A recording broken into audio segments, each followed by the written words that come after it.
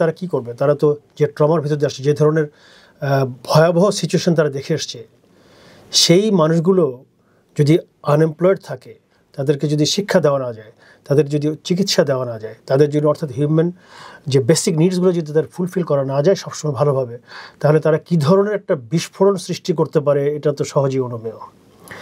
তো এটা যতটা না পার্বত্য চট্টগ্রামের উপরে ডাইরেক্ট প্রভাব ফেলছে, তার থেকে বেশি প্রভাব ফেলছে পার্বত্য চট্টগ্রামের সাথে সংশ্লিষ্ট বা কাছাকাছি যে এলাকাগুলো, যেমন কক্সবাজার ইটসেলফ, উখিয়ার এই জায়গাগুলোতে যেটা করছে, এবং এটার একটা ইম্প্যাক্ট সারা দেশের উপর আছে। কারণ এই এত বড় একটা জনগোষ্ঠীকে ভরণ পোষণ করানো, এটা শুধুমাত্র তো বিদেশি এইডের উপরে নির্ভর করে তো হচ্ছে না, এখানে আমাদেরও তো একটা রিসোর্স, একটা বিরাট অংশ সেখানে গভর্নমেন্টকে দিতে হচ্ছে।